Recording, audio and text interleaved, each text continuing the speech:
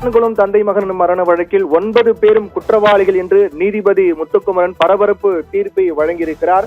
9 பேரும் குற்றவாளிகள் என்று இந்த தீர்ப்பின் மூலமாக தெரிய வருகிறது. அதில் மிக முக்கியமாக இந்த தீர்ப்பினுடைய முழு விவரங்கள் சாராம்சங்களை பொறுத்தவரையில் நீதிபதி குறிப்பிட்ட ஒவ்வொரு அம்சமும் போலீசாருக்கு எதிராக இருந்த சூழ்நிலையில் 9 பேரும் குற்றவாளிகள், அதாவது ஸ்ரீதர் காவல் ஆய்வாளர், பாலகிருஷ்ணன் உதவி ஆய்வாளர், ரகு கணேஷ் உதவி ஆய்வாளர், முருகன் தலைமை காவலர், தாமஸ் பிரான்சிஸ் தலைமை காவலர், முத்துராஜ் காவலர், சாமதுரை காவலர், செல்லதுரை மற்றும் வேல்துரை ஆகிய 9 பேரும் குற்றவாளிகள் என்று நீதிபதி தீர்ப்பு வழங்கியிருக்கிறார். கிட்டத்தட்ட இந்த சம்பவம் நடைபெற்ற 2103 நாட்கள், கடந்த 2020 ஜூன் 19ஆம் தேதி என்று இந்த சம்பவம் நடைபெற்றது. அதன் தொடர்ச்சியாக விசாரணைகள் சிபி வசம் சென்ற நிலையில் விசாரணை மிக தீவிரமாக நடைபெற்று நீதிமன்றத்தில் குற்றப்பத்திரிகை எல்லாம் தாக்கல் செய்யப்பட்டதை தொடர்ச்சியாக இன்று தீர்ப்பு வழங்கப்படும் என அறிவிக்கப்பட்டது. அந்த தீர்ப்பின் அடிப்படையில் 2103 நாட்களுக்கு பிறகு 23 மார்ச் 2026 இன்று இந்த வழக்கில் தீர்ப்பு வழங்கப்பட்டது. கிட்டத்தட்ட 6 ஆண்டுகளுக்கு பிறகு தீர்ப்பு வழங்கப்பட்டிருக்கிறது. இதில் குற்றம் சாட்டப்பட்ட 9 போலீசாரும் குற்றவாளிகள் என்று நீதிபதி பரபரப்பு தீர்ப்பு வழங்கியிருக்கிறார். இந்த குற்றவாளிகளுக்கான தண்டனை விவரங்களும் விரைவில் வெளியாகும் என்று எதிர்பார்க்கப்படுகிறது.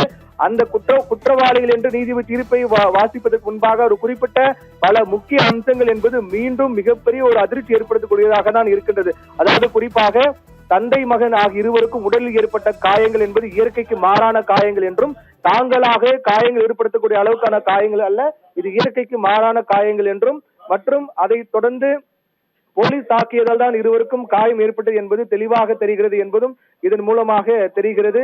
இந்த நிலையில் தான் 9 பேரும் குற்றவாளிகள் என்று தீர்ப்பு வழங்கப்படக்கூடிய சூழ்நிலையில் 9 பேரும் குற்றவாளி என்று நீதிபதி தீர்ப்பு வழங்கியிருக்கிறார். சாத்தான்குளம் தந்தை மகன் கொலை வழக்கில் 9 பேரும் குற்றவாளிகள் என்று பரபரப்பு தீர்ப்பு வழங்கப்பட்டிருக்கிறது. 9ஆம் தேதி என்று தண்டனை விவரம் அறிவிக்கப்படும் என்று, தண்டனை விவரங்கள் விரைவில் வெளியாகும் என்று எதிர்பார்க்கப்படக்கூடிய சூழ்நிலையில் குற்றவாளிகள் என்று 9 போலீசாரும் குற்றவாளிகள். காவல் ஆய்வாளர் ஸ்ரீதர், உதவி ஆய்வாளர் பாலகிருஷ்ணன், உதவி ஆய்வாளர் மற்றும் உதவி ஆய்வாளர் ரகு கணேஷ் மற்றும் முருகன், தாமஸ் பிரான்சிஸ், முத்துராஜ், சாமதுரை, செல்லதுரை, வேல்துரை ஆகிய 9 போலீசாரும் குற்றவாளிகள் என்று மதுரை கூடுதல் அமர்வு நீதிமன்ற நீதிபதி முத்துக்குமரன் பரபரப்பு தீர்ப்பு வழங்கியிருக்கிறார். இந்த தீர்ப்பின் போது அவர் முன்வைத்த அம்சங்கள் பொறுத்தவரையில் போலீசார் தாக்கியதால் மட்டுமே தந்தை மகன் இருவருக்கும் தீவிர பலத்த காயம் ஏற்பட்டிருக்கிறது ஒன்று. மற்றொன்று, மரணங்கள் ஏற்படக்கூடிய அளவுக்கு அந்த காயங்கள் இருந்துள்ளது என்பதும் ஊர்ஜிதமாகிறது என்பது குறிப்பிட்டிருக்கிறார். 2, மூன்றாவதாக இந்த காயங்கள் என்பது இயற்கைக்கு மாறான காயங்கள் என்பது மூலமாக பிரேத பரிசோதனை அறிக்கை மூலமாக தெளிவாக தெரிகிறது என்பதையும் நீதிபதி தீர்ப்பின் மூலமாக தெரிவித்திருக்கிறார். 9 பேருக்குமான தண்டனை விவரங்கள் அறிவிக்கப்பட இருக்கும் சூழ்நிலையில் முதற்கட்டமாக 9 பேரும் குற்றவாளிகள் என்று பரபரப்பு தீர்ப்பு வழங்கப்பட்டிருக்கின்றது. அதில் மிக முக்கியமாக தந்தை மகன் ஜெயராஜ் பென்னிக்ஸ் ஆகிய இருவரையுடைய கைகளை கட்டி தொங்கவிட்டு கொடூரமாக தாக்கியிருக்கிறார்கள் போலீசார். சிறையிலேயே இருவருடைய கைகளையும் கட்டி தொங்கவிட்டு மிக கொடூரமாக தாக்கி இருக்கிறார்கள் என்பது பிரேத பரிசோதனை மூலமாக தெரிய வருகிறது. 30ஆம் தேதி அன்று தீர்ப்பில் குற்றவாளிகளுக்கான தண்டனை விவரங்கள் 30ஆம் தேதி அன்று வெளியாகும் என்று நீதிபதி அறிவித்திருக்கிறார். தற்போது 9 பேரும் குற்றவாளி என்று அறிவிக்கப்பட்டிருக்கும் சூழ்நிலையில் அவர்களுக்கான தண்டனை விவரங்கள் 30ஆம் தேதி அன்று அறிவிக்கப்படும் என்று நீதிபதி முத்துக்குமரன் தெரிவித்திருக்கிறார். இதன் அடிப்படையில் பார்க்கும்போது ஒவ்வொரு பிரிவு வாரியாக, அதாவது 9 பேர் அது மிக முக்கியமான குற்றவாளியாக பார்க்கப்படக்கூடியதான் காவல் ஆய்வாளர் ஸ்ரீதர். அவர் சொல்லிதான் மற்ற தந்தை மகன் இருவரை மற்ற போலீசார் தாக்கினார்கள் என்பதை பென்னிக்ஸ் தன்னுடைய சொந்தக்காரர்களுக்கு தெரிவித்திருக்கிறார் என்பதும் அந்த சிபிஐ தாக்கல் செய்த குற்றப்பத்திரிகையில் தெளிவாகிறது. அப்படி பார்க்கும்போது இதில் முதல் நபராக இருக்கக்கூடியவர் தான் காவல் ஆய்வாளர் ஸ்ரீதர்.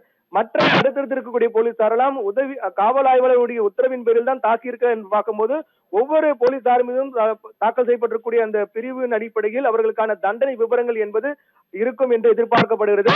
9 பேரும் குற்றவாளிகள் என்று மதுரை கூடுதல் அமர்வு நீதிமன்ற நீதிபதி முத்துக்குமரன் அறிவித்திருக்கிறார்.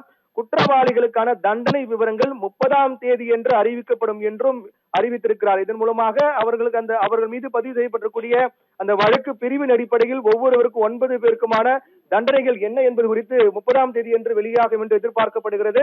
இதனால் தான் ஏற்கனவே கூறியது போல மிக முக்கியமான அம்சங்கள் அந்த தீர்ப்பின் வாசிப்பின் போது குறிப்பிடப்பட்ட மிக முக்கியமான அம்சங்கள் பொறுத்தவரையில் தந்தை மகன் இருவரையும் சிறையில் இருவருடைய கைகளையும் கட்டி வைத்து தொங்க விட்டிருக்கிறார்கள். இருவரையும் கைகளை கட்டிவிட்டு தொங்க விட்டு கொடூரமாக தாக்கி இருப்பது பிரேத பரிசோதனை அறிக்கையின் மூலமாக தெளிவாகிறது என்பதையும் நீதிபதி குறிப்பிட்டிருக்கிறார். அதே போன்று இருவருடைய கைகளும் கட்டி தொங்கவிட்டு அடித்தது மட்டுமில்லாமல் டேபிள் மீது படுக்க வைத்திருக்கிறார்கள். தந்தை மகன் இருவரையும் டேபிள் மீது படுக்க வைத்து கைகளை கட்டிவிட்டு மிக கொடூரமாக தாக்கி இருக்கிறார்கள் போலீசார் என்பதையும் நீதிபதி பிரேத பரிசோதனை அறிக்கை மூலமாக தெளிவாகிறது என்பதையும் குறிப்பிட்டிருக்கிறார். உடல்நலக் குறைவு காரணமாக தந்தை மகன் இருவரும் உயிரிழக்கவில்லை, போலீசார் தாக்கியதால் மட்டும் உயிரிழந்தார்கள் என்பதும் பிரேத பரிசோதனை அறிக்கையில் அரசு மருத்துவர்கள் கூறியதை நீதிபதி சுட்டிக்காட்டி குறிப்பிட்டிருக்கிறார். காயமடைந்த தந்தை மகன் அணிந்திருந்த ஆடைகள் வழக்கில் முக்கியத்துவம் வாய்ந்ததாக பார்க்கப்பட்டது என்று நீதிபதி குறிப்பிட்டிருக்கிறார்.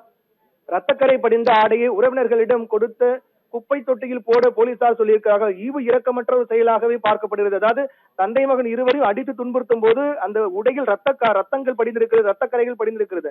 அந்த ரத்தக்கரை படிந்த உடைகளை கழட்டி விட்டு அவர்களை பார்க்க வந்த உறவிடம் கொடுத்து விட்டு குப்பை தொட்டியில் போடுங்கள் இந்த உடை என்று போலீசார் கூறியிருப்பதையும் அந்த தீர்ப்பில் நீதிபதி குறிப்பிட்டிருக்கிறார்.